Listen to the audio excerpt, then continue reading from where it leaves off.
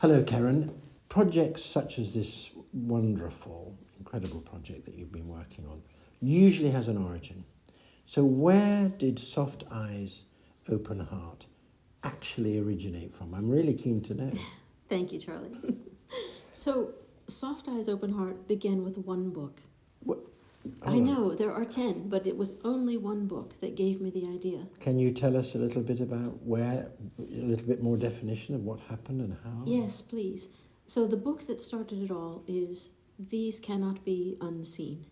And this is work from the first part of Loss and Beauty. 5.5 years of work, just 10 images that were never used as composites in the final project for Loss and Beauty. And I thought, it made me sad that no one got to see these images, and they're important to me. They're important to me because they sustained me throughout all of Loss and Beauty. Mm. When you had completed the project, Soft Eyes, Open Heart, did you feel that you had said everything you'd wanted to say, obviously through imagery? I suspect you did, because the reward for the viewer is absolutely immense. Oh, thank you. Yes, I had a great time doing it, and it was also a wonderful project to be taken up with during this time that the whole world has been suffering for the last 2 years.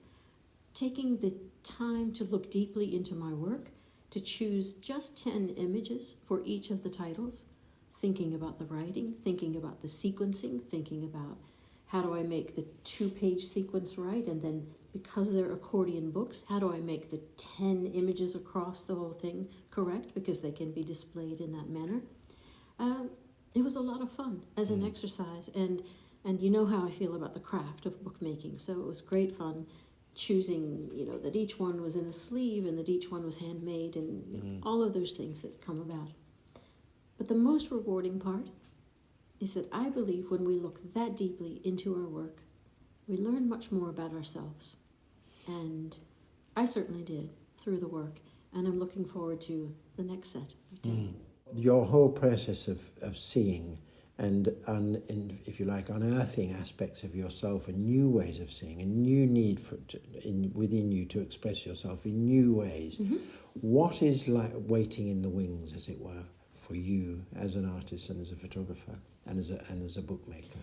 What have we got to expect and to look forward to? Well, hopefully the completion of the second part of Loss and Beauty, and that is A Song of Death and Dying.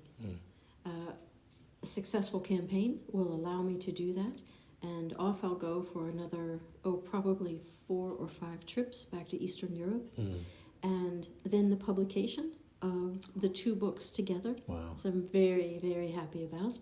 And then touring the show, both this time, both in the United States and in Europe, and perhaps then, of course, my ultimate goal to go to Israel, to Yad Vashem.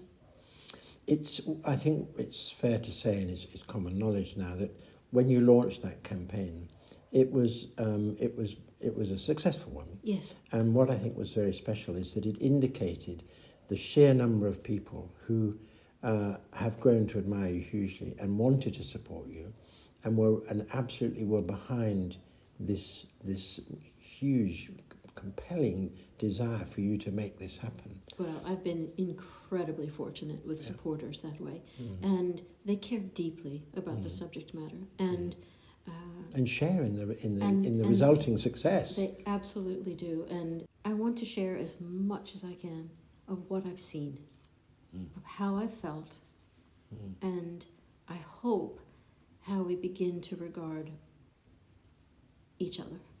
We've had enough divisiveness. We've had enough of the othering, which is what all of this was about. And it's my little gesture to try to put something beautiful back in the world. So I really do wish you an immense amount of success. I think it's the most beautiful campaign. I think it's the most wonderful project. And I urge everybody to share this support in you, and I'm sure they will. I'm sure there'll be no doubt about it. Thank you. So, bon voyage. Thank you so much, and thank you for this. It's a great pleasure for me and an honor.